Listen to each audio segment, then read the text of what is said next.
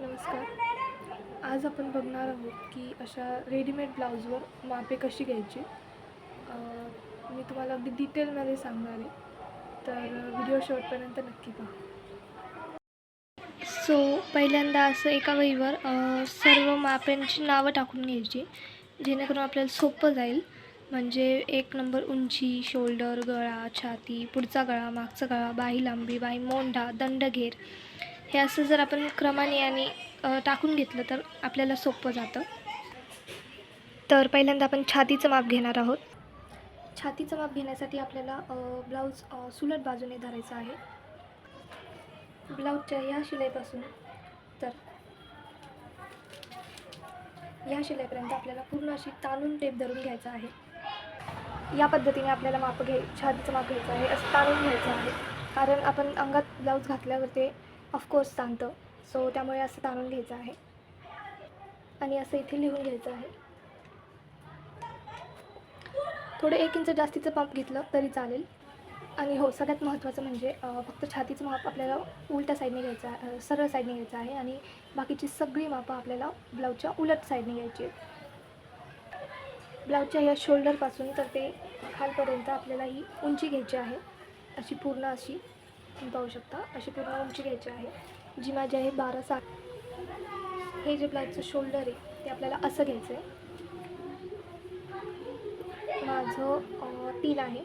3च्या पुढं नाही, परफेक्ट 3च आहे. तुम्ही पाहू शकता, परफेक्ट 3 आहे.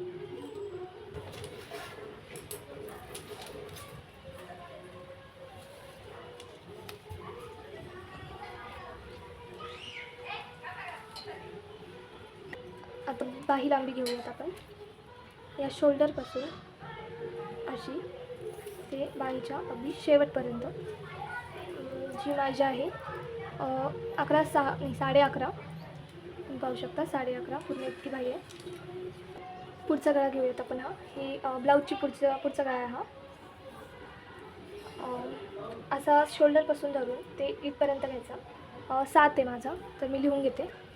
मागचा गळा अगदी सेम पद्धतीने घ्यायचा आहे जसं आपण पुढचा घेतला. शोल्डरपासून खाली जिथपर्यंत माझं 9 आहे, सो 9 मी लिहून घेते. दंडघेर म्हणजे ही साईड, आपण बाही आपल्या दंडावर जिथे येते तो म्हणजे दंडघेर. तो माझं 6 आहे, 6. You can see 6. आणि बाहीच्या मोंढ्याचा भाग म्हणजे हा जो भाग असतो त्याला बाहीचा मोंढा असं म्हणतात, तो आपण मोजूया. असा टेप लावून असा गोल आकार थोडा घेतला की बाहीचा मोंढा मोजतो, जो माझा आहे 8. तर अशा पद्धतीने आपली सगळी मापं घेऊन झाली आहेत. हे जे गळा रुंदीचं माप जे आहे ते मी नाही घेतलं आहे, कारण ब्लाऊजमध्ये गळा रुंदी ही फिक्स 2.5 असते. तुम्हाला मी दाखवते ती कोणती असते. हा जो गळ्याच्या मधला भाग आहे हा याला गळा रुंदी म्हणतात आणि ही नेहमी फिक्स 2.5 ठेवायची, कारण प्रत्येकाच्या बॉडीनुसार, प्रत्येकाच्या याच्यानुसार ती बदलत जाते, पण आपलं परफेक्ट येण्यासाठी नेहमी ती 2.5 ठेवायची. सो हे झाले आपले सगळे मापं घेऊन. आता आपण काही कॅल्क्युलेशन्स करणार आहोत. सो उंचीमध्ये 1 मिळवायचा, म्हणजे 12.5 आहे माझे, तर 13.5. छातीमध्ये छातीच्या पहिले निम्मे करायचे, म्हणजे 19च्या निम्मे 9, 9, 18 आणि 9.5 होतात. 19च्या निम्मे तुम्हाला कळण्यासाठी मी इथे लिहिते. 19च्या निम्मे 9.5 आणि प्लस त्याच्यात 1.5 मिळवायचा आहे आपल्याला, म्हणजे 9 1 10 1 11 होतात, 11. आणि बाहीच्या लांबीमध्ये आपल्याला अर्धा मिळवायचा आहे, सो 11.5 प्लस 12 होतात. सो अशा पद्धतीने आपलं पूर्ण झालं, म्हणजे ब्लाऊजची मापं घेण्यापासून तर ते पूर्ण लिहिण्यापर्यंत आणि कॅल्क्युलेशन्सपर्यंत आपलं ब्लाऊजची मापं घेऊन पूर्ण होतं. You can see it. आता हे जे उंची आणि छाती आहे हे तर हे जे कॅल्क्युलेशन केलेले माप आहेत आपण ती वापरायची, आणि बाही लांबीची पण जे कॅल्क्युलेशन केलेली माप आहेत पेपर कटिंगवर ती टाकायची, आणि फक्त उंची आणि छातीचं माप बदलत नाही. अस्तरच्या ब्लाऊजला बाही लांबीत फक्त अर्धा मिळवतात आणि बिना अस्तरच्या ब्लाऊजला त्यामध्ये 1.5 मिळवतात. So please note it. And so